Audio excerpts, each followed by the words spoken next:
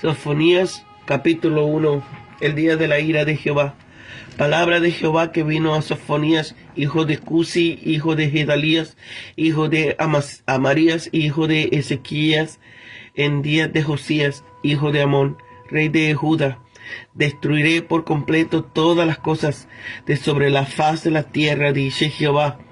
Destruiré los hombres y las bestias, destruiré las aves del cielo y los peces del mar, y derribaré los tropiezos y a los impíos, y raeré a los hombres sobre la faz de la tierra, dice Jehová. Extenderé mi mano sobre Judá y sobre todos los habitantes de Jerusalén. Exterminaré de este lugar al resto de Baal y el nombre de los ministros idólatras con los sacerdotes, y a los que son y a los que sobre los terrados se postran al ejército del cielo, y a los que se postran jurando por Jehová y juran por Milcom, y a los que se apartan de en pos de Jehová, y a los que no buscan a Jehová ni le consultan. Calla en la presencia de Jehová el Señor, porque el día de Jehová está cercano, porque Jehová ha preparado un sacrificio y ha enviado a sus convidados.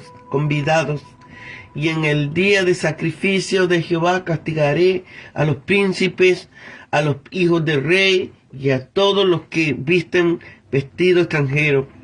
Asimismo castigaré en aquel día a todos los que saltan por encima de la puerta, y a los que llenan las casas de sus señores de violencia y de fraude, y haré en aquel día, dice Jehová, voz de clamor desde la puerta del pescado, y aullido desde la segunda puerta, y gran quebrantamiento desde los collados.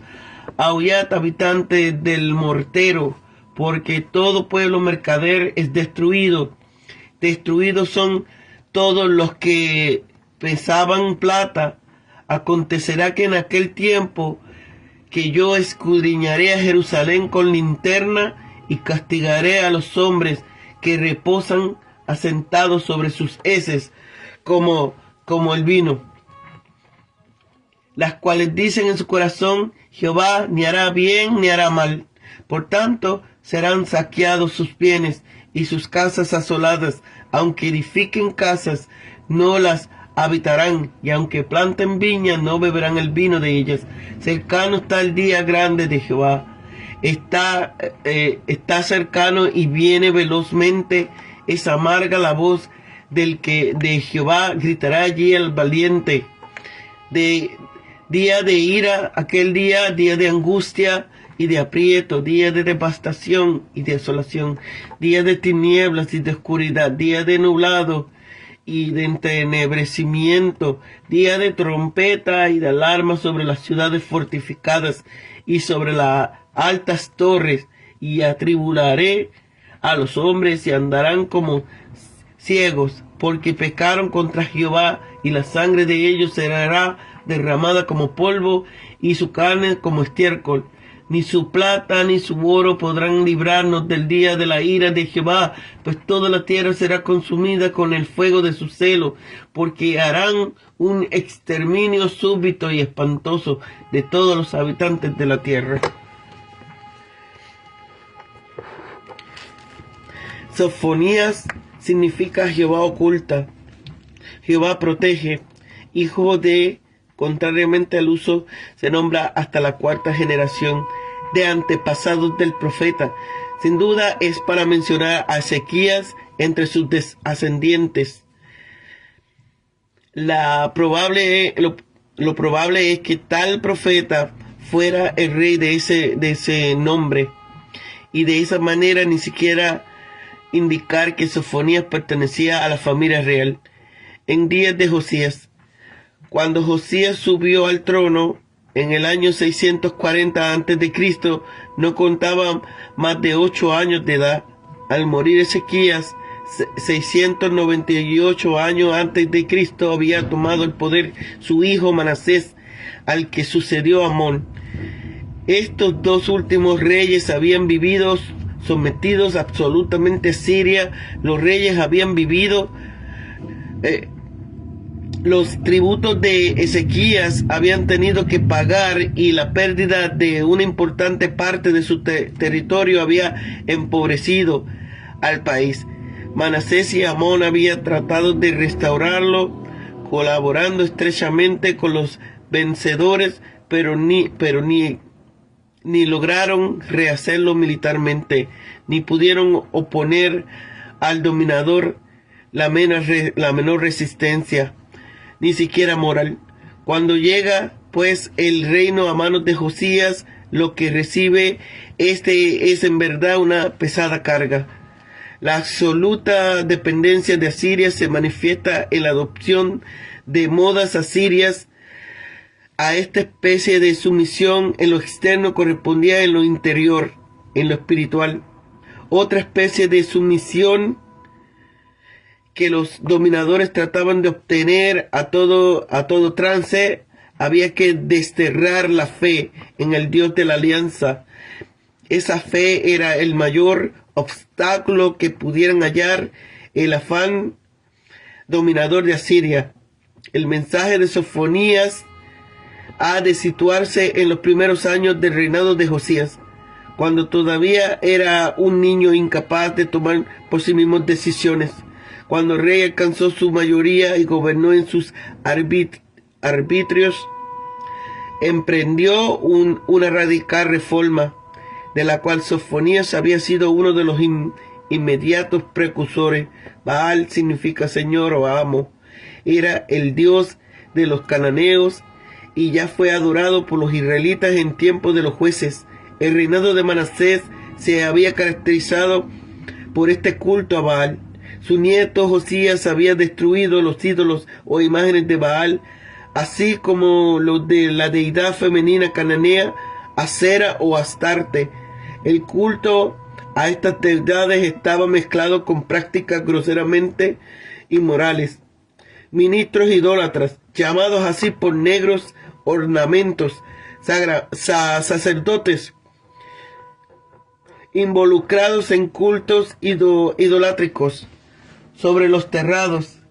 Para tener una panorámica más amplia del firmamento, era un culto, por decirlo así, astrológico, y por cierto la práctica de la astrología en su forma predictiva y por tanto supersticiosa era corriente ya entre los antiguos y sigue siendo entre los modernos. Milcom, esto es Moloch o Molech. Salomón llegó a erigir en Jerusalén un altar a este dios de los amonitas. Los que piensan que puede dividir su efecto y adoración entre Dios y los ídolos no alcanzarán la aceptación de Dios, porque ¿qué comunión puede tener entre la luz y las tinieblas? Si Satanás tiene la mitad, tendrá todo. El Señor tiene la mitad, no tendrá nada. Apartan significa rebelarse, apartarse, apostatar. De los que así se apartan se dice que no buscan a Jehová, es decir, ya no se dirigen al verdadero Dios para honrarle, orarle, ni servirle, ni le consultan en busca de su dirección. Calla en la presencia de Jehová. Tú, quien quiera que solías hablar con Dios como si Él no tuviera cuidado de los asuntos terrenos. Cesa tus murmuraciones y justificaciones de ti mismo. Sométete a Dios y arrepiéntete a tiempo. Día de Jehová, santificado, consagrado, para que puedas asistir a tal sacrificio. Castigaré a los príncipes. Después de la muerte de Josías, el reino de Judá no vio florecimiento y cada reinado terminó miserablemente, hasta que el rey Sedequías y sus hijos fueron cruelmente asesinados en Ribla, cuando Nabucodonosor tomó Jerusalén. Visten vestidos extranjeros. Los príncipes o cortesanos que se ataviaban de ropas costosas importadas del extranjero, en parte para fines de lujo y en parte para congraciarse con las grandes naciones extranjeras, cuyo indumentaria cuya indumentaria imitaba tanto como sus idolatrías, por encima de la puerta, para así evitar pisar el umbral, para no provocar a los dioses que según se suponía eran los guardianes de la casa. Puerta del Pescado, al norte de la ciudad. Por ahí entró Nabucodonosor, llamada así por su proximidad al mercado del pescado traído del lago de Tiberíades y del Jordán.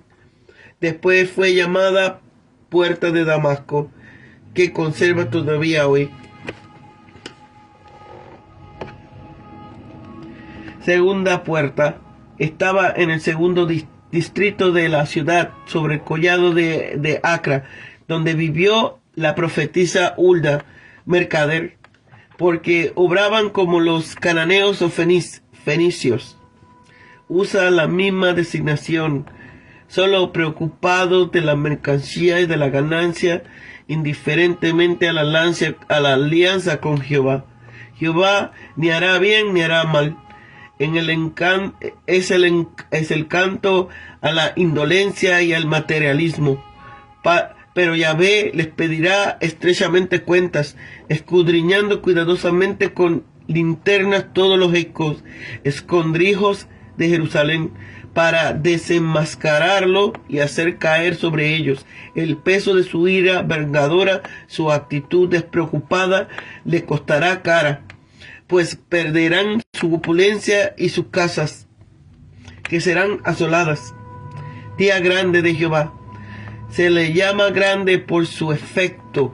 Por eso hasta los valientes, el fuerte, como gritarán espantados. Día de ira. La perspectiva del profeta se amplía y ante sus ojos aparece el día de la manifestación de la ira divina, como un día de castigo para todos los pecadores. La decisión es sonora e impresionante. La perspectiva de Sofonías se limita al juicio de Dios sobre los pecadores antes de la manifestación mesiánica. Los judíos habían soñado en el día de Jehová como en un día de triunfo sobre las naciones, pero ya Amos le había anunciado que sería un día de luto nacional, el día de la manifestación de la justicia vengadora de Jehová, para purificar a su pueblo en orden a la preparación de una nueva teocracia que tendría su plena manifestación en los tiempos mesiánicos. Sofonías se sitúa en la misma línea y anuncia también sobre su pueblo un juicio purificador de discriminación.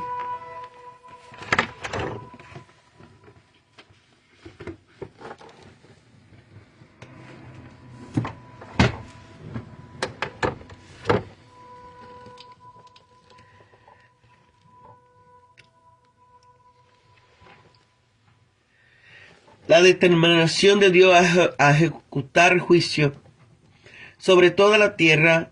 Normalmente los profetas nombran a los padres y a veces a sus abuelos, porque a los judíos le es importante su genealogía, sus raíces, pero Sofonías, hijo de Cusi, traza un árbol genealógico de 4 generaciones, sin duda para informarnos de su progenitor real, el rey Ezequías. El capítulo en general describe la descripción de toda la tierra y específicamente de Jerusalén y Judá. Dios destruirá por completo toda la tierra. Sobre Judá y Jerusalén, a causa de la idolatría, los habitantes de Judá serán castigados por su idolatría, su culto Baal, a las estrellas y a Milcom, dios de los amonitas. El día de Jehová, bajo la figura de un sacrificio. Los convidados, los enemigos de Judá, Jehová ha preparado un sacrificio. Judá es la víctima y los babilonios son los convidados. Las víctimas, los impíos de Judá. Dios castigará a Judá por su forma de vestir y sus prácticas idólatras, también por su robo y engaño. Los aullidos se dejarán oír desde secciones distintas de la capital, como la puerta del pescado, la segunda puerta y los collados, mientras los invasores matan y saquean. El terror del día de Jehová. Aquí nos presenta la descripción más vivida de la Biblia en cuanto al día de Jehová. Es el día de la ira de Jehová sobre los hombres. Por su maldad en particular sobre los hombres de Judá, el día de guerra, angustia y matanza. Hay un himno clásico en latín basado 15 y 16, versículos 15 y 16. En 1250, Tomás de Celano escribió su famoso himno de juicio basándose en el versículo 15.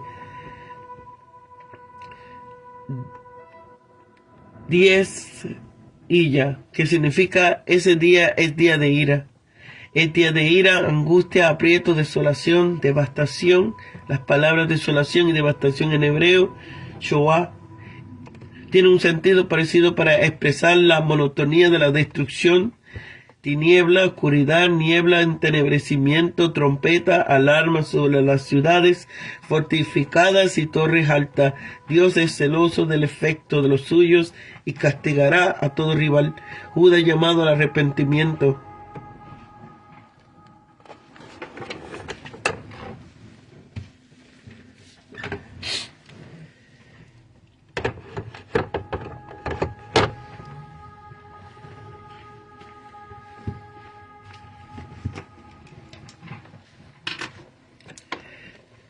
En este capítulo, después del título del libro, tenemos amenazas de destrucción de Judá y Jerusalén a manos de los caldeos. Acá el cargo que se hace contra ella por su gran pecado. Y así continúa en el resto del capítulo diciéndole que no ha de protestar sino callarse, puesto que ha pecado grandemente, y que han de aullar porque su desgracia será también muy grande. Tras el versículo 1, que lleva el título del libro, y del que no hay más explicar, comienza abruptamente el oráculo, palabra de Jehová, de Sofonías, y anuncia la destrucción universal de Dios. Va a destruir todo ser viviente de sobre la faz de la tierra. En el versículo 13 detallan las especies a fin de poner de relieve el terror y la universalidad del castigo.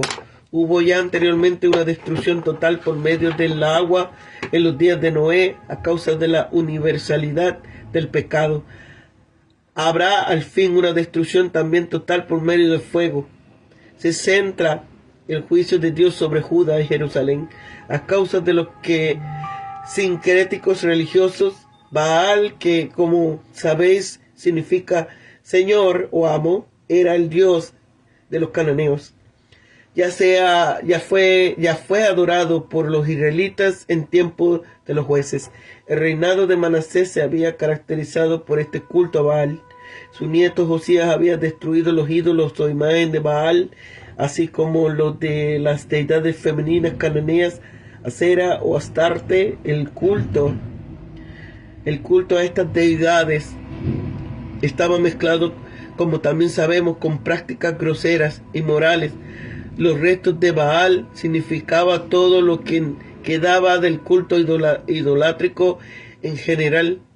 De aquí podía inferir que ya había comenzado la reforma llevada a cabo por el rey Josías, pero la idolatría solo quedó arrancado de cuajo de Israel después de la cautividad de Babilonia, que va a exterminar de este lugar de Judá y Jerusalén los nombres de los sacerdotes idólatras, llamados así por sus negros ornamentos, con los sacerdotes de Jehová, que se había involucrado en el culto idolátrico. El versículo 5 menciona entre los idólatras a los que sobre los terrados, para tener una panorámica más amplia del firmamento, se postran en gestos de adoración al ejército del cielo. Era un culto, por decir así, astrológico, y por cierto la práctica de astrología en su forma predictiva y por tanto supersticiosa era corriente ya entre los antiguos y sigue siendo entre los modernos. Este culto fue llamado sabeanismo y se practica especialmente en el oriente. La admonición sin resultados de Moisés, Deuteronomio 4:19. Otros, como suele decir, encendían una vela a Dios y otra al diablo. Juraban por el nombre de Milcom. esto es Moloc. Salomón, Primera de Reyes 11:7, llegó a erigir en Jerusalén un altar a este dios de los amonitas. En el versículo 6 se llega a la apostasía. El verbo hebreo significa rebelarse, apartarse, apostatar. De los que así se apartan, se dice, pues no son grupos aparte, que no buscan a Jehová, es decir, ya no dirigen al verdadero Dios para honrarle, orarle, ni servirle, ni le consultan en busca de dirección. Ahora, Sofonías apela al silencio y anuncia que el día de Jehová está cercano, al alcance de las manos, en etapas sucesivas preliminares de juicio. Sofonías habla del mismo acontecimiento que Joel y Abdías, las víctimas del sacrificio mencionada en el versículo 7 y 8 va a ser Judá, y los convidados del que habla al fin del versículo 7 son los caldeos. Dice que los santificados, esto es, consagrados para que puedan asistir a tal sacrificio. Las pinceladas finales se hallan en Apocalipsis 19:17. Qué amargo tiene que ser el juicio para que Sofonías use las expresiones que emplea en los versículos siguientes. Los primeros en ser castigados van a ser los príncipes, esto es, los nobles, todos los cuales, incluidos los de la familia real, han otorgado las costumbres extranjeras paganas, han adoptado las costumbres extranjeras paganas, idólatras e inmorales. Los hijos del rey no son los hijos de Josías, todavía muy joven, sino los príncipes de sangre real, aun cuando también podría referirse prolépticamente a los hijos mismos de Josías en el tiempo que se cumpla esta profecía. No obstante, es más probable la primera alternativa, la casa del rey. Lo de vestido extranjero al final del versículo 8 podía referirse a la indumentaria que usaban en el culto a los ídolos, aunque es más probable la sugerencia vestidos extranjeros, señales de apostasía, porque el vestido judío con su cinta azul tenía un significado espiritual. En el versículo 9, Sofonías denuncia los crímenes de explotación, robo y rapiña, robo con violencia o por sorpresa. Esta violencia de rapiña está explícita en la segunda parte del versículo 9, en cuanto a los que saltan por encima de la puerta. Primera parte del dicho versículo: corren a robar en las casas de la gente y evitan pisar el umbral para no provocar a los dioses, que según se suponían eran los guardianes de la casa. En los versículos 10 y 11, los mercaderes malvados que se habían enriquecido injustamente son amonestados con graves severidades. Se describe aquí la agonía que sufre la ciudad en toda su extensión, es decir, desde los puntos vulnerables de Jerusalén. El primero de ellos era la puerta del pescado al norte de la ciudad. Por ahí entró Nabucodonosor, llamada así por su proximidad al mercado del pescado, traído del lago de Tiberíades y del Jordán. Después fue llamada, y lo es todavía, la puerta del Damasco. La segunda parte estaba en el segundo distrito de la ciudad, sobre el llamado Acra, donde vivió la profetisa Hulda, y a estos aullidos se uniría el gran quebrantamiento, es decir, sobre los tres collados inframundos, el Morián, el Sion y el Ofel. Así se indica el progresivo avance del enemigo hasta ocupar las posiciones centrales.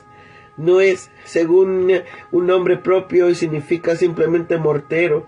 Sin embargo, la mayoría de los autores lo toman como nombre propio para designar un barrio de la ciudad de nueva, un distrito de Jerusalén ubicado en un hoyo. Es probablemente el vocablo contenga una alusión a la forma en que los habitantes habían de ser golpeados y molidos.